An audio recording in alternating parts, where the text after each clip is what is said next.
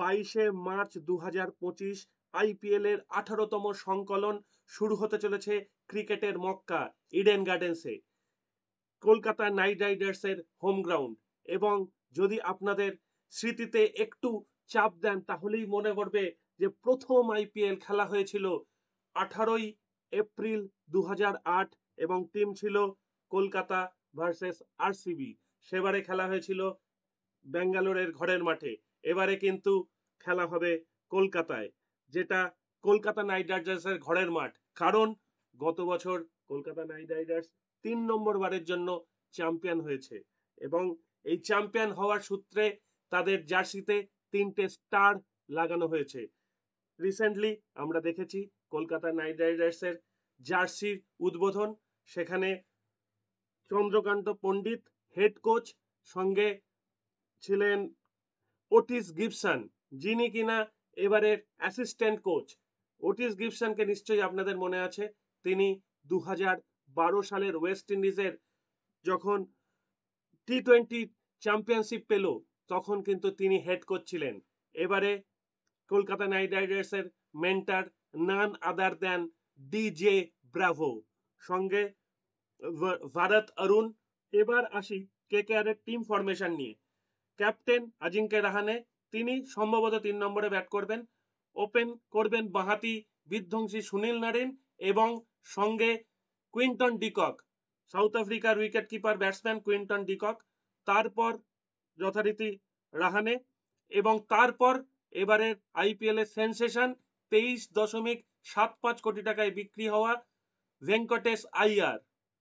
তারপর আমাদের সবচেয়ে প্রিয় অলরাউন্ডার, যেটি তিনি স্বীকার করেন যে কলকাতা তার দ্বিতীয় ঘর, সেই অ্যান্ড্রে রাসেল। এবং তারপর ফিনিশার রিঙ্কু সিং। এরপর মাঝে মাঝে টিমে চেঞ্জ হবে, কোনো কোনো দিন মঈন আলী হয়তো চান্স পাবেন, কোনো কোনো দিন ওপেনিংয়ে হয়তো গুরবাজ খেলবেন, তো সেগুলো পরবর্তীকালে আমরা দেখতে পাবো। এবং রিঙ্কু সিং এর পরে আমরা এক্সপেক্ট করতে পারি রমনদীপ সিংকে অলরাউন্ডার হিসেবে। তারপর হর্ষিত রানাকে আমরা এক্সপেক্ট করতে পারি ফাস্ট বোলার হিসেবে। তারপর কিন্তু অ্যান্ড্রে নোটিয়ে, সাউথ আফ্রিকান দুর্ধর্ষ ফাস্ট বোলার, তিনি এবারে কলকাতার সংযোজন এবং কলকাতাকে অনেকাংশে এগিয়ে দেবে বলেই বিশ্বাস।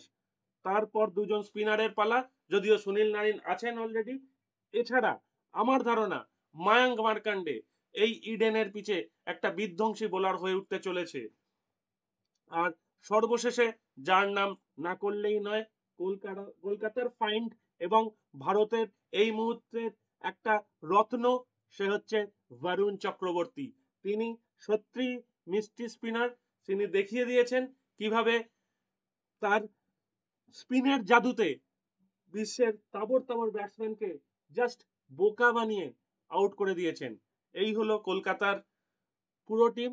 আশা করি তারা করবে, লড়বে এবং জয়লাভ করবে। অনেক অনেক শুভেচ্ছা কলকাতার টিমকে।